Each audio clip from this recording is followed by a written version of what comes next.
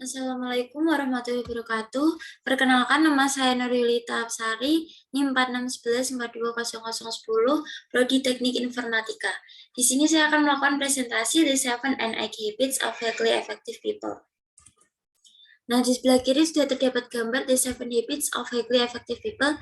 Untuk lebih rincinya yaitu habit yang pertama, be produktif. Yang kedua, begin with the end in mind. Yang ketiga, put first thing first. Lalu think win-win. Seek first to understand, then to be understood. Yang keenam, sinergis. Yang ketujuh, sharpen the soul. Lalu yang kedelapan adalah find the voice of the soul call. Dimulai dari habit 1 yaitu be proaktif atau jadilah proaktif. Nah, di sini terdapat dua model yaitu proaktif. Yang pertama adalah orang yang proaktif ini memiliki kemampuan atau memiliki respon yang tanggung jawab. Nah, orang yang proaktif ini memfokus pada lingkaran pengaruh, di mana sesuatunya bisa mereka kendalikan. Jadi energi positif lah yang menyebabkan lingkaran kepedulian makin menyusut. Selanjutnya, untuk model yang reaktif, ini orang yang tidak bisa memilih karena sudah terkondisi dengan keadaan atau autopilot. Orang yang reaktif ini fokus pada lingkaran kepedulian, di mana sesuatunya tidak bisa mereka kendalikan. Jadi energi negatif yang menyebabkan lingkaran pengaruh makin menyusut. Selanjutnya untuk contoh respon dari orang reaktif dan proaktif ini, contoh saja misal omset usaha sedang turun, untuk orang yang reaktif akan menyalahkan COVID dan PSBB. Tapi untuk yang orang yang proaktif, dia akan menjajaki usaha online dan menawarkannya melalui Instagram. Masuk ke habit kedua yaitu begin with the end in mind atau merujuk pada tujuan akhir. Yaitu memulai dengan tujuan akhir pada diri kita, yaitu bagaimana cara kita menentukan langkah awal kita dengan melihat akhir dari tujuan yang akan kita capai. Kita harus menentukan tujuan akhir kita terlebih dahulu untuk dapat melangkah di permulaan. Selanjutnya, terdapat proses untuk dapat menuju akhir tersebut. Maka nikmatilah proses, dan tanpa proses berjuang, maka hidup akan terasa hambar. Jadi, tentukan tujuan akhir, ambil langkah permulaan, lalu nikmati proses untuk menuju tujuan akhir tersebut. Habit yang ketiga yaitu put first thing first atau dahulukan yang utama. Jadi manajemen waktu ini adalah keahlian penting untuk manajemen pribadi. Intisari dari manajemen waktu adalah mengelola dan melaksanakan prioritas. Orang yang efektif akan keluar dari kuadran 3 dan kuadran 4 karena di sana tidak penting, tapi mereka akan fokus dan menyusutkan di kuadran 1 sampai mereka memiliki banyak waktu di kuadran 2. Terdapat ini matriks manajemen waktu. Kuadran 1 itu urgent penting, kuadran 2 tidak urgent tapi penting, kuadran 3 ini urgent dan tidak penting, lalu yang kuadran 4 adalah tidak urgent dan tidak penting. Untuk yang paling penting adalah kuadran 2, jadi kita fokuskan di kuadran 2. Untuk aktivitas kuncinya itu, yang pertama ada coherent, seimbang, fokus kuadran kedua, dimensi orang, fleksibilitas, dan yang terakhir ada portabilitas. Masuk ke habit 4 atau think win-win, berpikir menang-menang. Nah, ini kerangka pikir menang-menang adalah kerangka pikir dan hati yang terus-menerus mencari keuntungan bersama dalam semua interaksi manusia.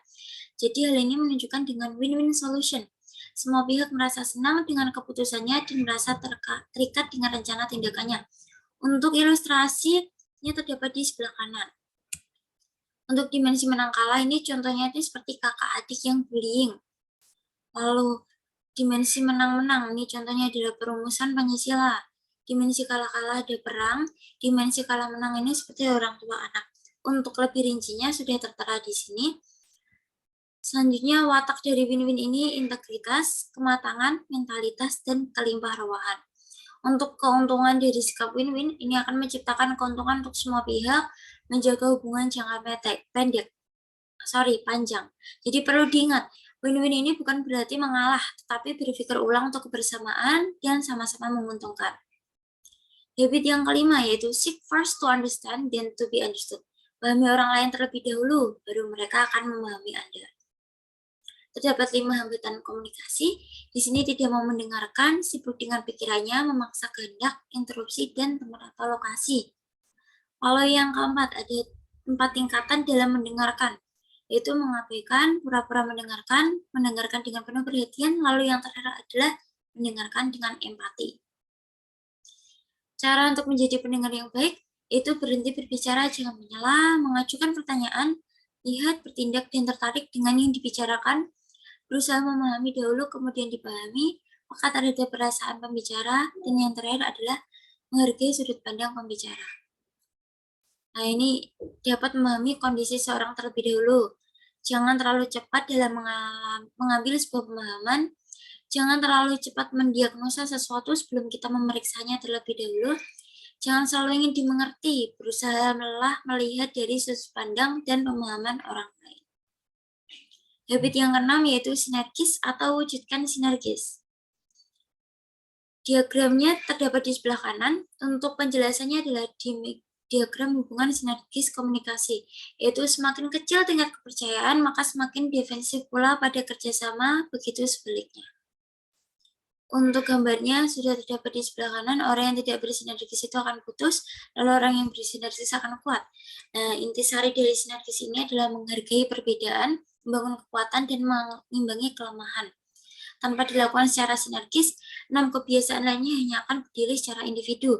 Jadi kunci untuk menghargai perbedaan-perbedaan yang muncul adalah menyadari bahwa semua orang melihat dunia tidak seperti apa, akan tetapi bagaimana untuk bersikap. Untuk ilustrasinya, perumpamaan sebuah kayu diberi beban, satu kayu saja akan patah untuk menahan beban. Nah, berbeda apabila kita dapat menyatukan berbagai elemen pendukung, misalnya kayu tambahan, maka kayu dapat menahan beban jauh lebih besar. Habit ketujuh yaitu sharpen the saw atau asah gergaji. Satu habit yang mengarah pada upaya memperbarui diri secara terus-menerus dalam dimensi diri yang seimbang, atau principle of balance self-renewal.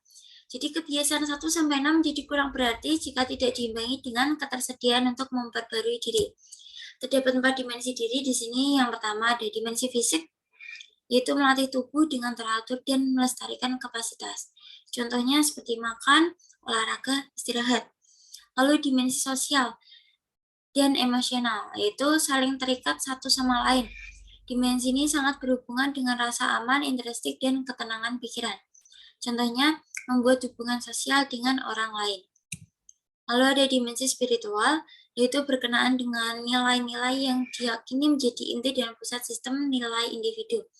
Contohnya ada berdoa dan bermeditasi.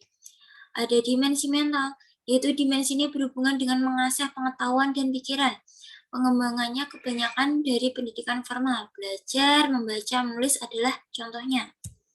Untuk ilustrasinya, diilustrasikan seorang yang sedang menggergaji sebuah pohon besar selama berjam-jam namun tidak ada hasil serta kemajuan yang berarti. Nah, ketika ia sadar bahwa gergajinya tumpul, ia berhenti dan mengambil waktu untuk mengasah gergajinya agar tajam. Selanjutnya, ia kembali menggergaji pohon dengan cepat dan mudah. Untuk habit yang ke-8 yaitu habit find the voice of the soul call, yaitu menemukan suara panggilan jiwa. Yang ini di sebelah kiri terdapat ilustrasinya. Untuk penjelasannya adalah kebiasaan 8 adalah menemukan suara panggilan jiwa dan mengilhami orang lain untuk menemukan suara kemerdekaan jiwa mereka. Hanya sedikit di antara kita yang bisa melakukan hal-hal besar, tetapi semua orang di antara kita dapat melakukan hal-hal kecil dengan cinta yang besar. Terima kasih, sekian merupakan presentasi dari saya. Lebih dan kurangnya mohon dimaafkan. Wassalamualaikum warahmatullahi wabarakatuh.